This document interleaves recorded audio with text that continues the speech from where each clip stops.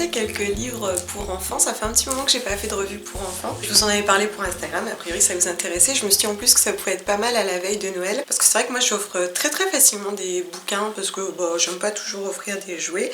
Et que ce soit aux anniversaires, à Noël, etc. Des fois même à Pâques, j'offre des bouquins et puis j'aime énormément les bouquins. J'en achète en print assez facilement. Et du coup je voulais vous présenter quelques-unes de nos dernières découvertes. Alors donc j'en ai pris quelques-uns, je les ai pas tous ramenés. Je vais commencer par celui-ci, c'est La Montagne de livres qui est aux éditions Père Fouettard, que j'avais acheté quand mon fils est entré en CP parce que en fait la rentrée s'est super bien passée, puis après il a commencé à être angoissé parce qu'avec la maîtresse ça se passait pas bien, etc. Et donc je vais expliquer ce que ça pouvait nous apporter de savoir lire, écrire, bref, du coup je cherchais des choses là-dessus. Et donc j'étais tombée sur ce bouquin. Alors je vais pas dire que c'est un coup de cœur parce que la fin finalement ne nous... Enfin, mon mari par exemple il aime pas trop la fin, c'est vrai que voilà c'est un peu fou, mais bon en soi après c'est une jolie histoire. Donc c'est imprimé en Belgique, il m'a coûté 13 € et donc en fait c'est l'histoire d'un petit garçon qui se met à lire des livres et des livres parce qu'en fait il s'ennuie, donc sa mère elle va l'inviter à lire, donc c'est un enfant qui a beaucoup d'imagination. En fait pour son anniversaire il va recevoir un livre, il va tellement aimer la lecture qu'il va lire, tout le monde va lui prêter des livres, etc. À tel point que le monde entier même lui ramène des livres et il se retrouve sur une pile de livres. Parce que il les lit. Donc voilà, c'est mignon, ça montre aussi que le livre stimule l'imagination, donc c'est très joli. La seule chose c'est que à la fin en fait il se retrouve en haut d'une très grande pile de laquelle il ne peut plus descendre. Et donc ce qui se passe c'est que on se demande comment il va faire et c'est là qu'on n'est pas forcément d'accord tous les trois, ou en tout cas que ça ne nous plaît pas tous les trois. C'est écrit: son imagination reprit alors son envol une fois de plus. Donc voilà, effectivement, mon fils lui dit, ah donc il a fait un avion en papier, il est parti avec. Ouais, non, pas tout à fait.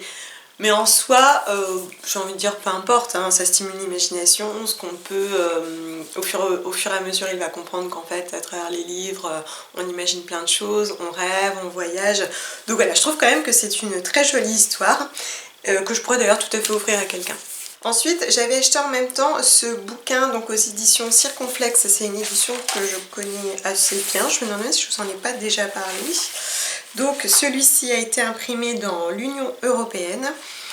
Et moi j'aimais beaucoup les illustrations, j'accrochais bien comme je vous l'avais dit, j'aime bien, alors et l'histoire bien entendu, je regarde le lieu d'impression et les illustrations, voilà, moi pour le coup ça me parlait bien, avec des animaux dans la forêt.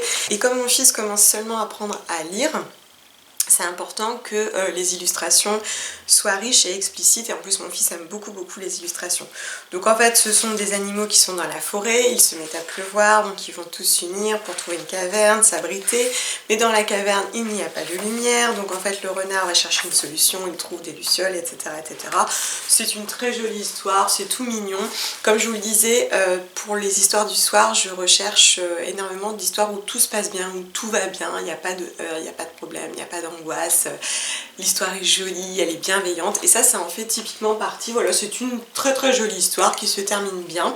Mon fils commence à être un peu grand pour ce genre d'histoire, mais même pour les plus jeunes, là je trouve que c'est très sympa. Et puis au-delà de ça, mon fils commençant à lire, de toutes les manières, il pourra commencer aussi à le lire de lui-même. Vous voyez, ce sont des phrases courtes, des textes courts, et puis comme je vous dis, je le trouve vraiment joli. Donc c'est Après la pluie de Miguel Cerro. Ensuite, un bouquin que j'adore et que j'ai acheté tout récemment, donc c'est moi qui l'ai choisi, celui-ci. Et alors c'est rare parce que au niveau des couleurs, c'est pas du tout ce qui m'attire en général. Il s'agit des Enfants dans la nuit. Et pour le coup, je l'ai acheté vraiment parce que j'ai été attirée et par la couverture et par l'histoire, parce que de souvenirs, oui voilà, il est imprimé en Chine. Du coup ça m'avait fait tiquer, au début je voulais pas le prendre, bref. Il est aux éditions 4 Fleuves et il m'a coûté 14,90 €. Alors je trouve que c'est une très chouette histoire pour plein de raisons. Donc bon, au niveau effectivement des illustrations, c'est pas en général ce que je prends. Ceci dit, j'aime bien ces petites touches de orange, en tout cas moi ça me plaît bien. Déjà ce que j'aime bien c'est le vocabulaire. Voilà. Moi j'aime quand même que le vocabulaire soit assez riche, pas trop complexe évidemment, pour que ce soit à la portée des jeunes enfants. Mais j'aime enrichir le vocabulaire, que ce soit le mien ou celui de mon fils, voilà, bien parler français pour nous, enfin en tout cas pour moi c'est important. Donc j'aime les jolis textes riches, bien construits et bien écrits, et pour le coup ça en fait partie. Et donc en fait ce que j'aime bien, la première chose, c'est qu'on commence par nous présenter les cousins de l'histoire. Et dans ces cousins, en fait, il y a toutes sortes de personnalités. Par exemple, il y a Alix la ronchonne, Benoît l'enthousiaste, Petit Louis le timide, Charles le poète, Jeanne la dégourdie, Perrine la froussarde. Et du coup, c'est hyper intéressant parce que spontanément, mon fils m'a dit « Et moi, je suis quoi ?» Et je trouve que c'est hyper intéressant dans le sens qu'effectivement, on peut être un peu de tout, on peut être un peu plus comme ça et pas comme ça, que c'est normal d'être timide, c'est normal d'avoir des forces et des faiblesses.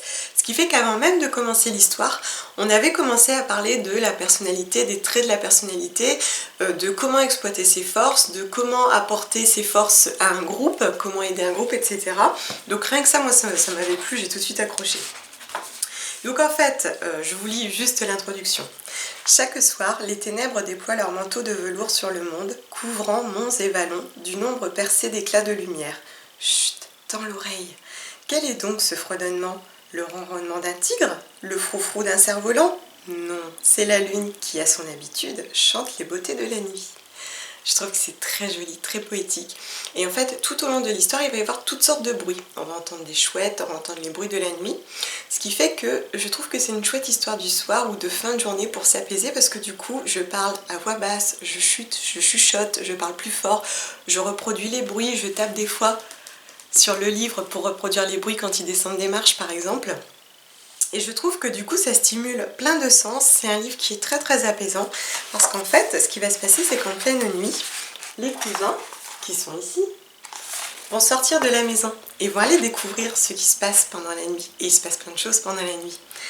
Donc ils vont avancer dans la maison et puis ils vont sortir et je trouve vraiment que c'est une chouette histoire. Bon, à un moment donné ils passent par un zoo, bref, ils arrivent dans la ville, donc là par exemple, juste ici. Au loin, la ville baignée d'un halo argenté bruisse de 1000 sons étouffés à la manière d'un orgue gigantesque. Du plus petit au plus grand, les cousins dévalent la colline en criant de joie vers la cité qui ne dort jamais tout à fait. Voilà, je trouve qu'effectivement le vocabulaire est assez riche, un petit peu plus complexe que ce que mon fils utilise à 6 ans évidemment. Mais justement quand il y a un mot qu'il ne comprend pas, on en parle et voilà, moi j'aime vraiment beaucoup. Et donc comme vous voyez ici, il y a plein de petits bruits, ce qui fait que quand j'ai fini de lire le texte, je refais tous les petits bruits. Donc là c'est bip, vroom, zzz, gling, clang, tout poum. Et en plus, dans l'image, il y a souvent des petites choses à voir. À un moment donné, il y a des choses avec des chats. Ici, il y en a un qui est sur le toit, ici il y a des bébés, il y en a un qui fouille dans la poubelle et encore une fois, il y a un petit son. Bref, ça c'est vraiment un gros coup de cœur, je l'aime vraiment beaucoup, je regrette pas de l'avoir pris. Dommage qu'il soit imprimé en Chine, mais voilà, c'est un très très bel ouvrage. Sur les conseils de ma libraire, j'ai acheté ce bouquin qui est sorti tout récemment, je l'ai acheté à sa sortie, qui s'appelle Les jours pairs. Donc il contient 179 histoires à lire avec qui on veut. En fait, elle m'avait dit, vous qui aimez les histoires du soir, etc., je vous le conseille, il y a beaucoup d'histoires à l'intérieur. C'est vrai que nous, on en lit tous les soirs, des fois 2, donc on est vite à court. Et il coûte 19,90 €, qui est tout à fait abordable. Et il est imprimé en France, je crois, non, au Portugal. Et puis, voilà, je trouvais ça sympa, il y a toutes sortes d'illustrations. Voilà, c'était sympa et c'est vrai que comme elle me le vendait, ça avait l'air chouette. En revanche, moi, je suis assez mitigée, c'est ce que je vous disais sur Instagram, parce que déjà, au niveau du vocabulaire, de la syntaxe, c'est pas toujours parfait. Alors c'est volontaire, c'est parce qu'en fait, c'est un petit peu familier. En soi, c'est pas un problème, mais moi j'aime bien les textes bien construits, comme je vous le disais, et puis mon fils apprend à écrire et à vraiment bien parler, donc c'est important pour moi de lui raconter des histoires correctement. Par exemple, c'est pas écrit je ne veux pas, c'est je veux pas. Du coup, quand je lui lis, je rajoute tous les nœuds, donc déjà, bon après c'est pas un gros effort. Et au-delà de ça, les histoires sont assez surprenantes. D'ailleurs, souvent quand mon mari les lit, avec mon fils, il rit, parce que en fait, il y a des histoires qui... Comment expliquer? Je sais pas, n'ont pas tué le conducteur, c'est juste raconter un moment, je saurais pas trop vous dire... je vais vous en lire une. Voilà.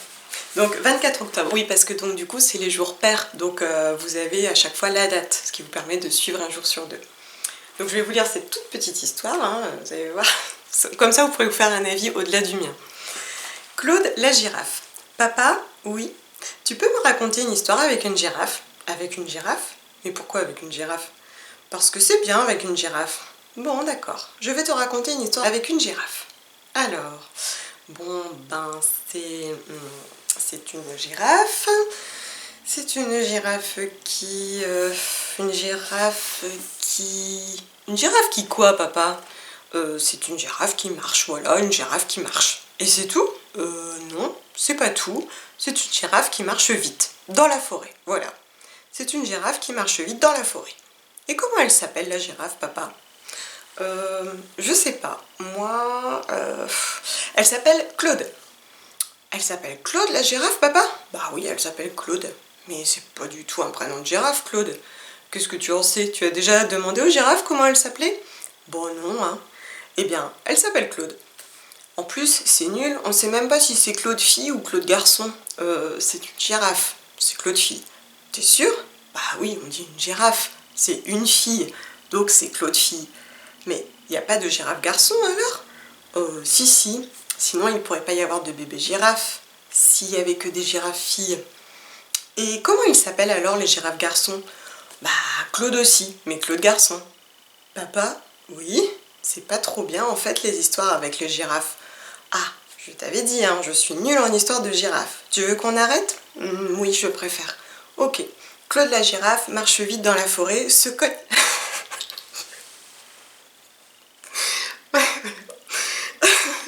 Pourtant, j'essaie de me concentrer. Ok. Claude la girafe marche vite dans la forêt, se cogne à un arbre et meurt. Ça va comme ça? Papa? Oui. Tu me racontes une histoire avec une autruche. Et voilà, l'histoire se termine comme ça. Alors moi je sais pas, ça a le mérite de nous faire rire, vous me direz. Et puis il y a des histoires qui ont plus de sens que d'autres. Comme vous l'avez vu, il manque plein de mots, de liaisons, etc. En tout cas, ça nous fait sourire. La plupart du temps, mon mari redescend et dit « Oh là là, j'ai encore lu une histoire dans ton livre bizarre, on a bien ri. » À la fois, c'est le plus important. Après, il y a des histoires que j'aime plus. Donc voilà, c'est pour ça que je vous dis, je suis assez mitigée. Après, j'ai quand même beaucoup de respect pour le travail des écrivains. Écrire un tel bouquin, moi j'en suis incapable. Donc voilà, c'est quand même un bouquin drôle. Voilà, c'est un bouquin drôle.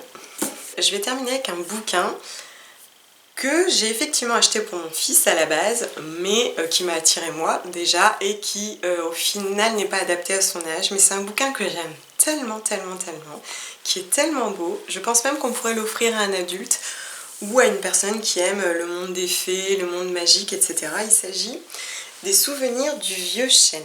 Alors c'est un grand bouquin par rapport à tous les autres que je vous ai montrés. Je l'avais repéré au Furet, aux éditions Milan, et je l'ai acheté 19,90 €. Donc en fait il était posé comme ça, et puis je sais pas, j'ai bien aimé la couverture, elle m'a attirée. Alors bon, faut savoir que depuis toute jeune j'aime beaucoup tous ces mondes un peu magiques, ouais, ça me plaît bien. Donc j'ai regardé, il est imprimé en Italie. Je trouve que déjà c'est un bouquin magnifique. Les illustrations sont sublimes. En tout cas, même les plus simples, je les trouve très belles. Ce sont vraiment de grandes images. Alors des fois on a des doubles pages sans images, mais quand on a une image, elle est vraiment très riche. Il y a des choses même qui s'y cachent, on peut prendre le temps de l'explorer. C'est vraiment très joli. Les illustrations sont magnifiques. Ce sont des histoires racontées du point de vue de l'arbre. Je trouve ça magique parce qu'en fait c'est tout au long de sa vie, donc il va se passer plein de choses, il va rencontrer plein de monde. Donc comme je vous l'ai dit, c'est assez poétique et assez magique. Il y a des elfes, etc. Il y a des licornes. La seule chose c'est que déjà on est longtemps sur une même image et des fois on a une double page sans image. Donc déjà mon fils au début il m'a dit attends, il n'y a pas assez d'images quoi. Bon. Et effectivement le texte est vraiment très riche et très complexe, du coup mon fils n'arrive pas à comprendre. Il faut souvent que je reprenne les pages, donc on l'a laissé de côté pour lui. En revanche, moi j'ai continué à le lire. Parce que ce sont des petites histoires qui stimulent l'imagination, qui nous emmènent, c'est plein de magie, c'est plein de féerie, enfin moi j'accroche vraiment beaucoup. Alors j'ai bien envie de vous lire une partie pour que vous voyez un peu le ton du texte, mais quelle partie je ne sais pas. Il va me falloir choisir sans vous dévoiler l'histoire. Ah bah celle avec la licorne peut-être, si je vous lis que la fin. Vous ne pourrez pas connaître l'histoire du coup juste avec la fin, même si c'est l'issue de l'histoire. Oui, parce qu'en fait c'est un petit peu comme des petites histoires. En fait il nous raconte plusieurs épisodes auxquels il a assisté. Et j'aime beaucoup avoir le point de vue de l'arbre, je trouve que c'est vraiment très très joli. Et d'ailleurs c'est drôle parce qu'il fait référence à des histoires populaires. Donc là je vais vous raconter, je vais vous lire la fin de cette histoire. Donc là on voit la licorne, donc vous voyez comme c'est beau. Hein. Oh, qu'est-ce que c'est joli, moi j'aime vraiment beaucoup.